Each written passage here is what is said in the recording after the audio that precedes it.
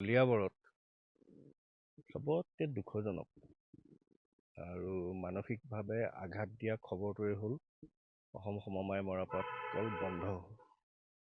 কাৰণ এইকাৰণে কৈছোঁ যে অসম সমবায় মৰাপাট কলত কলিয়াবৰৰ মেজৰিটি দৰিদ্ৰ সীমাৰেখাৰ তলৰ লোকসকলে এই মিলটোতে চাইকেল মাৰি গৈ ঘৰৰ ভাত খাই সংসাৰখন চলাই আছে। যোৱাকালি জখলাবন্ধা হোটেল এখনত ৰাতি নিশা মই আহাৰ গ্ৰহণ কৰিবলৈ যাওঁতে মই এজন ল'ৰা দেখিলোঁ আৰু ল'ৰাজনক মোক ৱেটাৰ যেন লগা নাই। তাক মাতি আনি সুধিলোঁ ক'ত ঘৰ কি কথা।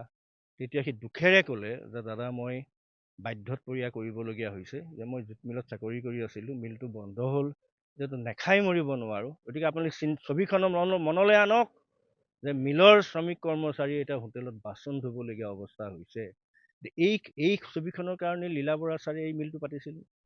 অতুল গোস্বামী, সুৰেন ৰাজখোৱা, পিপাৰচনীয়া ছাৰৰ নিচিনা MD কি কয় আপোনাৰ সভাপতিয়ে কি সুদক্ষভাৱে চলাই গৈছিল। আজি বেলেগ প্ৰাইভেট মিল আছে, তেওঁলোকে মাৰ্কেট বিচাৰি ফুৰিব লাগে। অসম সমবায় মৰাপাট কলৰ যিমান প্ৰডাকশ্যন হয় সকলো প্ৰডাকশ্যন ভাৰত চৰকাৰে কিনি নিয়ে, ক্ৰয় কৰে। বেচাৰ কোনো চিন্তা কৰিবলগীয়া নাই। আৰু এতিয়া যিজন MD হ'ল তেওঁ কিন্তু টেকনিকেল নহয়, তেওঁ প্ৰশাসনিক আছিল, গতিকে তেওঁ MD হ'ল। পলিটিকেল প্ৰেছাৰ এইবিলাকক লৈ পেলাই মিলটো ধ্বংস হ'ল। আৰু 2 নম্বৰ কথা, আমি সচেতন নাগৰিক হিচাপে চাইছোঁ জুট মিলটোত যে শ্ৰমিক ইউনিয়ন আজি মিল বন্ধ হোৱাৰ ক্ষেত্ৰত শ্ৰমিক ইউনিয়ন, মই শ্ৰমিকসকলক কোৱা নাই, শ্ৰমিক যিখন ইউনিয়ন এই ইউনিয়নখিনি কিন্তু 100% দায়ী। এইকাৰণে দায়ী যে আমি চাইছোঁ যে 19 চনৰ পিছত তাত শ্ৰমিক ইউনিয়নখন মেনেজমেণ্টৰ মতে হয় আৰু শ্ৰমিক ইউনিয়নৰ যিকেইজন লিডাৰ তেওঁলোকে শ্ৰমিকৰ চিন্তা কৰা বাদ দি তেওঁলোকে মেনেজমেণ্টক তোষামোদ কৰিবলৈ ল'লে। দলীয় কৰ্মীক ইনকাম কৰি দিয়াৰ অস্ত্ৰ হিচাপে জুট মিলটোক ব্যৱহাৰ কৰা হ'ল। উদাহৰণস্বৰূপে আপোনাৰ তাৰ যিজন ভাইচ প্ৰেচিডেণ্ট কলিয়াবৰ ৰাইজক সোধক, সচেতন ব্যক্তিক সোধক, তেওঁ সমবায় সমিতিৰ উপসভাপতিৰ উপযুক্ত ব্যক্তি নে? তেওঁ এজন বেপাৰী। সেই বেপাৰীজনৰ হাতত মিলটো সমৰ্পণ কৰি দি জুট মিল ধ্বংস কৰিল। জুট মিলৰ শ্ৰমিকে হোটেলৰ জোঠা ধুবলগীয়া অৱস্থা হৈছে। তাৰ পিছত এইটো বিকাশ নে বিনাশ?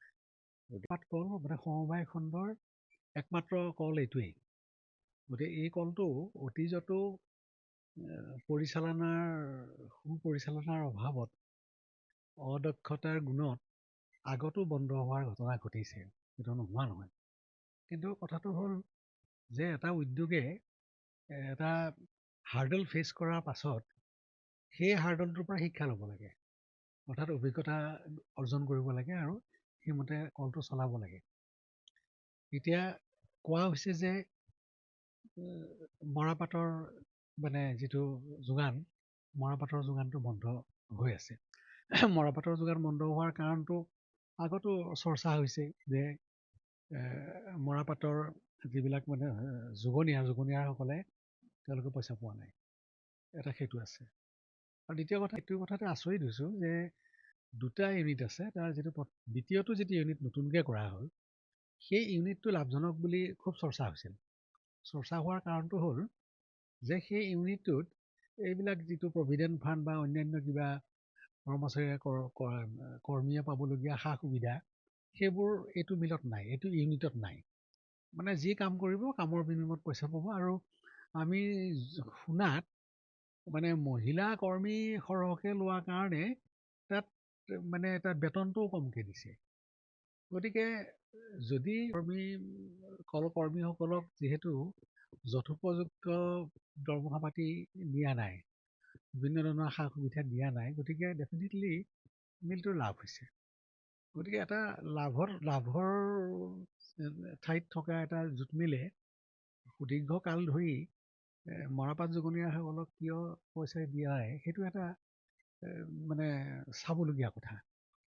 কিন্তু আমি ধৰি ল'লোঁ যে পুৰণা ইউনিটটোত নানা ধৰণৰ কথা আছে, তাৰ বহু যন্ত্ৰাংশ পুৰণিও আছে, কিন্তু নতুনটোত লাভজনক বুলি কৈ থকাৰ পাছতো দুইটা ইউনিটেই বন্ধ হৈ থকাটো এইটো এটা বন্ধ হৈ পৰাটো এইটো এটা বৰ মানে বিপদজনক কথা। আৰু ই মানে পোনপটীয়াকৈ শিলঘাটৰ অৰ্থনীতিটো আঘাত কৰিছে। শিলঘাটৰ দোকান পোহাৰবিলাকত বিক্ৰী চিক্ৰী কমি গৈছে। আৰু শিলঘাটৰ যিখিনি স্কুল আছে এল পিৰ পৰা একেবাৰে হায়াৰ ছেকেণ্ডেৰীলৈকে জুনিয়ৰ কলেজলৈকে প্ৰায় 40-45% ছাত্ৰ ছাত্ৰী মানে কল কৰ্মীৰ ঘৰৰ। গতিকে কল বন্ধ হৈ যোৱাৰ লগে লগে তেওঁলোকৰ শিক্ষাও আধৰুৱা হ'ব আৰু এইটোৱে মানে আমাৰ স্কুলবিলাকৰ এনভাইৰনমেণ্টতো মানে প্ৰভাৱ পেলাব।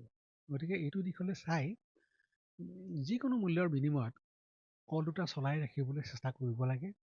কিছু কম্প্ৰমাইজ কৰিব আমাৰ কৰ্মীসকলে, কাৰণ ইয়াৰ এজন মেনেজিং ডাইৰেক্টৰৰ দিনত 2.5 গুণ পৰ্যন্ত দৰমহা বঢ়াই দি জুট মিলৰ সঞ্চিত প্ৰায় সকলো ধন প্ৰায় শেষ কৰি পেলোৱা হৈছে। গতিকে আজি একেবাৰে